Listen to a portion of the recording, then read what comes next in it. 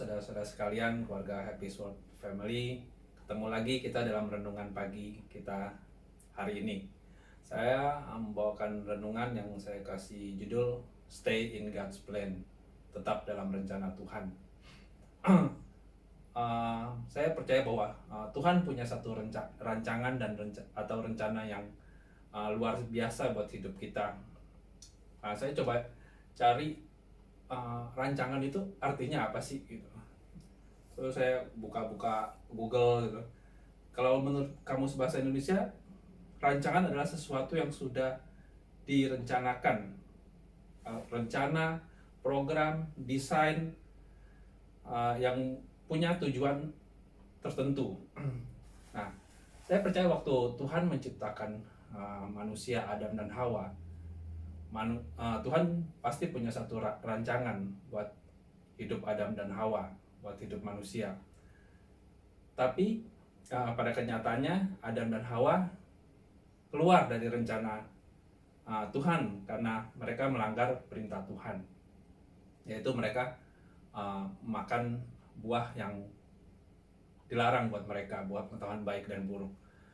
Kadang saya bertanya sama Tuhan, dan kadang-kadang ya gitulah dengan nalar sendiri, kenapa ya Tuhan kasih makan semua yang ada dalam situ kecuali buah itu, pengetahuan baik dan buruk. Apakah Tuhan takut disaingin gitu sama ciptaannya? Tapi dalam kehidupan berjalannya waktu, kalau saya dapat pengertian, mungkin saya berpikir bahwa bukan Tuhan merasa takut disaingin. Itu kan buah pengetahuan baik dan buruk. Nah, menurut hikmat manusia, baik dan buruknya itu berbeda sama baik dan buruknya Tuhan gitu. Mungkin kapasitas hikmat kita nggak mencukupi untuk kita bisa mengerti baik dan buruknya seperti yang Tuhan pikirkan buat hidup kita. Nah, demikian juga dalam kehidupan kita. Kadang kita pasti punya rancangan-rancangan. Saya percaya bukan kadang ya, tapi pasti dalam kita menentukan hidup kita, usaha kita, apapun juga Tuhan, apapun juga yang kita kerjakan, pasti kita bikin satu rencana atau rancangan. Nah, kadang-kadang rancangan kita itu pasti nggak sesuai. Kadang-kadang bisa meleset jauh, kadang-kadang bisa hancur berantakan. Saya percaya, dan saya juga ngalamin gitu. Di masa pandemi ini pasti banyak orang yang ngerasa rencananya nggak berjalan sesuai dengan apa yang udah mereka rancangkan. Karena pandemi ini pasti banyaklah rencana-rencana yang nggak berjalan, entah ya secara ekonomi, entah secara pendidikan atau apapun juga gitu. Nah, yang jadi pertanyaan, apakah saat rencana kita itu nggak berjalan sesuai dengan harapan kita, apakah kita lantas menyalahkan Tuhan gitu? Apakah kita bilang, Tuhan kok begini ya? Padahal aku udah percaya sama Engkau, aku kan mengikut Engkau, aku melayani Engkau. Kalau misalnya kita bertanya kayak begitu, ya jujur, kadang saya juga sering bertanya begitu sama Tuhan. Menurut saya, ya saya udah gimana ya, udah merancangkan semua itu dengan baik, dan menurut saya rancangan saya tuh baik adanya gitu. Tapi kadang saya ngerasa kok ini nggak berjalan sesuai dengan apa yang saya harapkan. Nah, kadang banyak orang juga dengan kejadian kayak begitu terus menyalahkan Tuhan. Nah, kalau udah sampai kayak gitu, saya merenungkan apa yang terjadi sama Ayub. Kalau di pribadi saya dibandingin sama Ayub, kalau saya ngomong kayak gitu, Tuhan kok begini, harusnya yang layak ngomong kayak begitu tuh harusnya Ayub. Ayub kita tahu pribadi Ayub kalau kita baca di Alkitab. Ayub itu orang yang takut akan Tuhan. Hidupnya jauh dari kejahatan. Pokoknya hidupnya berkenan sama Tuhan. Ya, kalau Ayub aja masih Tuhan izinkan untuk mengalami sesuatu yang di luar dari rancangan hidupnya. Kenapa saya bilang rancangan hidupnya? Karena saya percaya Ayub pasti punya rancangan, punya rencana buat hidupnya, buat keluarganya. Nggak mungkin dia nggak punya rancangan. Nah, kalau Ayub kayak Ayub yang sesalah itu aja masih Tuhan izinkan, apalagi hidup kita gitu loh. Kalau ingat itu saya jadi istilahnya nggak jadi menggugat Tuhan gitu loh. Tapi saya merefleksi diri saya gitu. Apakah hidup saya udah sesaleh Ayub? Apakah hidup saya udah seberkenan Ayub? Kalau dipikir-pikir, kayaknya jauh gitu. Nah, saya cuma mau bilang, saat rancangan kita nggak sesuai apa yang kita harapkan, bukan berarti Tuhan nggak mengasihi kita. Tapi saya percaya bahwa Tuhan punya rancangan yang lebih besar buat hidup kita. Dan pasti lebih baik daripada apa yang kita rancangkan. Mungkin kita sekarang nggak mengerti apa sih yang Tuhan ingin kita miliki gitu loh dengan semua kejadian ini. Apa sih yang Tuhan mau, apa sih yang Tuhan harapkan, kemana kita harus melangkah dengan kejadian yang gak mengenakan mungkin saat ini. Tapi saya percaya bahwa apapun yang Tuhan izinkan terjadi dalam hidup kita, walaupun saat ini kelihatannya gak mengenakan, tapi saya percaya bahwa Tuhan punya rancangan, Tuhan punya rencana. Ya itulah karena saya bilang tadi, hikmat kita nggak sanggup mengerti akan kebaikan Tuhan. Yaitu yang bilang bahwa kenapa Tuhan nggak izinkan kita makan buah pengetahuan baik dan buruk. Karena kita, baik dan buruk kita tuh ya cuma sebatas hikmat kita. Tapi hikmat kita terbatas, nggak seperti hikmat Tuhan. Sedangkan Yesaya 55 ayat 8-9 berkata, sebab rancanganku bukanlah rancanganmu, dan jalanmu bukanlah jalanku. Demikianlah firman Tuhan. Seperti tingginya langit dari bumi, demikianlah tingginya jalanku dari jalanmu, dan rancanganku dari rancangan. Di sini ya saya udah bilang bahwa hikmat kita sama hikmat Tuhan ya seperti itu, langit dan bumi. Rancangan kita sama rancangan Tuhan ya seperti itu juga. Apa yang kita rancangkan baik, Tuhan pasti punya yang lebih baik. Mungkin rancangan yang kita anggap saat ini baik nggak berjalan, karena Tuhan tahu rancangan kita itu bisa gagal, tapi dia pasti menyiapkan satu rancangan lagi buat kita. Nah, sekarang menjadi pertanyaan, saat rancangan kita itu nggak berjalan sesuai dengan pemikiran kita ngapain gitu loh? Apakah bersungut-sungut? Apakah menggugat Tuhan? Ataukah kita ya istilahnya ngambek sama Tuhan? Kadang-kadang ya nggak tahu kalau Bapak Ibu saudara apa punya pemikiran seperti saya gitu. Memang kadang saya ngelihat apa ya, kok orang yang bukan yang nggak dalam Tuhan hidupnya lebih enak ya. Kayaknya kelihatannya nggak pernah ada masalah. Kalau soal keuangan kayaknya semuanya tercukupi, keluarga mereka happy aja. Nah kadang timbul gitu loh perasaan iri sama mereka. Sebenarnya itu menurut pandangan kita juga nggak tahu sebenarnya kehidupan mereka tuh seperti apa gitu. Kelihatannya kita melihat mereka baik, kelihatannya semua sempurna, tapi kita juga nggak tahu ya, karena mereka juga nggak cerita masalah-masalah mereka ke kita. Kita cuma melihat sisi luarnya aja. Nah sekarang yang jadi pertanyaan, saat rencana kita gagal, rencana kita nggak berjalan sesuai dengan kemauan kita, apakah kita tetap mau mempercayakan hidup kita sama Tuhan? Atau kita justru lari dari Tuhan, kita lari ke orang pintar? Saat bisnis kita nggak berjalan dengan baik, apakah ke Gunung Kawi, Gunung Sahari, atau gunung apalah gitu. Banyak orang Kristen juga mengambil jalan seperti itu. Saya bilang orang Kristen ya, orang Kristen kan secara KTP tulis Kristen udah orang Kristen. Nah kita sebagai anak-anak Tuhan harusnya nggak boleh kayak begitu.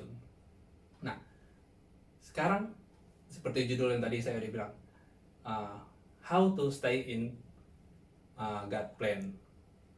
Gimana kita bisa tetap dalam rancangan Tuhan saat rencana kita gagal, rancangan kita enggak berjalan. Yang pertama adalah, yang paling penting adalah satu, tetap percaya sama Tuhan. Nah sekarang gimana kita mau tetap ada dalam rencana Tuhan kalau kita nggak percaya kalau Tuhan punya rencana yang baik buat hidup kita?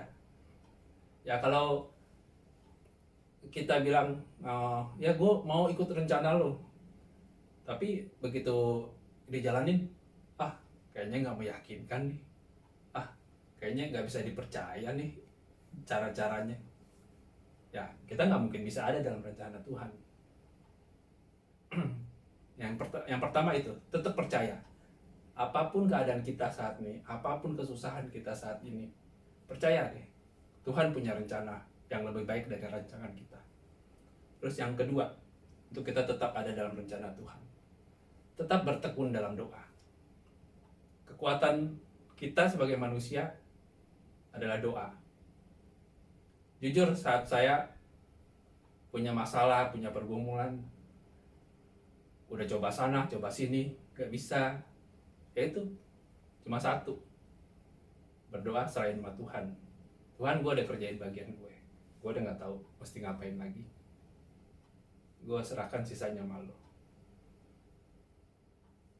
Apapun masalah kita, saat kita udah angkat tangan, kita udah gak bisa ngapa-ngapain lagi, kita mengandalkan siapa lagi?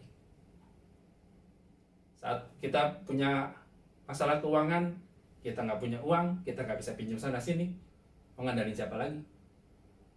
Cuma bisa bersujud, berdoa sama Tuhan. Saat keluarga kita bermasalah, kita nggak bisa menyelesaikannya, kita rasanya udah stres, mengandalkan siapa lagi? Tetap ujung-ujungnya sama Tuhan. Itu kunci yang kedua untuk tetap ada dalam rencana Tuhan. Satu, percaya. Kedua, tetap bertekun dalam doa. Sama yang lagi berikutnya adalah jangan bersungut-sungut, alias tetap bersyukur. Hari ini ngomong bersyukur gampang, tapi melakukannya ya nggak segampang gitu. Tapi tetap bisa, asal kita tahu bahwa Tuhan udah memberkati kita. Mungkin Tuhan nggak memberkati kita dengan kekayaan, mungkin Tuhan nggak memberkati kita dengan kemewahan, tapi pasti tetap ada berkat-berkat Tuhan yang bisa disyukuri dalam hidup ini. Sesusah apapun keadaan, coba introspeksi diri, coba renungkan. Kalau Tuhan dia bisa menyertai saudara dan saya sampai hari ini, itu adalah satu hal yang harus kita syukuri. Itu yang ketiga, gak usah bersungut-sungut dalam keadaan apapun juga. Saat kita ngerasa, wah kita susah, lihat sekeliling kita, masih banyak orang yang lebih susah. Kalau kita bisa bantu mereka, tetap bantu mereka. Ingat, tindakan kita ngebantu orang lain itu adalah wujud ucapan syukur kita bahwa Tuhan masih memberikan kebaikan buat kita. Bersyukur direfleksikan dengan kasih. Bersyukur kalau Tuhan yang mengasihi kita, kita mengasihi orang lain juga. Itu kunci yang ketiga untuk tetap dalam rencana Tuhan. Dan yang terakhir adalah miliki damai sejahtera. Kalau kita mau tetap ada dalam rencana Tuhan dan kita percaya bahwa Tuhan menyertai kita, pasti kita tetap ada damai sejahtera. Saya bukan orang yang nggak pernah ngerasain susah, nggak pernah, maksudnya nggak pernah bebas dari masalah apapun gitu. Saya sama seperti saudara, punya masalah, punya pergumulan, kadang juga itu bikin saya menangis. Tapi ya itu, kalau saya udah nggak sanggup, saya serahkan sama Tuhan, saya berdoa, dan saya tetap berusaha memiliki damai sejahtera. Walaupun kadang-kadang ya sometimes, ya kalau lagi mumet pulang ke rumah, ya muka tekuk-tekuk juga, ya kita, cuman ya itulah, jangan sampai itu benar-benar menghilangkan damai sejahtera kita. Selama seminggu begitu terus, stres, ujung-ujungnya apa? Semua berantakan. Kalau kita nggak ada damai sejahtera, ya makan juga susah, tidur juga susah. Ya intinya saya cuma mau bilang itu, bahwa kalau kita mau tetap ada dalam rencana Tuhan, ya satu, tetap percaya. Kedua, tetap berdoa. Ketiga, bersyukur, jangan jangan bersungut-sungut. Keempat, tetap punya damai sejahtera. Kalau keempat hal itu kita bisa jalani, kita bisa praktekkan dalam hidup kita sehari-hari, hidup lebih indah, bro. Percaya deh. Dan terakhir, Yeremia dia bilang, sebab aku ini mengetahui rancangan-rancangan apa yang ada padaku mengenai kamu. Demikianlah firman Tuhan, yaitu rancangan damai sejahtera dan bukan rancangan kecelakaan, untuk memberikan kepadamu hari depan yang penuh harapan. Itu udah janji Tuhan. Jadi buat apa lagi kita khawatir yang berlebihan? Kerjakan bagian kita, serahkan sama Tuhan. Oke? Jalani hidup ini dengan damai sejahtera, dengan bersyukur, dan tetap percaya sama Tuhan. Semua ada waktunya. Saat susah akan berlalu, dan Tuhan akan memberikan kasih karunia untuk kita melewati apapun juga. Ingat, Tuhan bilang pencobaannya nggak akan melebihi kekuatan kita. Oke? Bapak, kami mengucap syukur bahwa kami masih diberi satu hari baru Tuhan dalam hidup kami pagi hari ini. Dan kami juga mau menjalani hidup kami Tuhan di dalam rencana dan kasih karunia-Mu.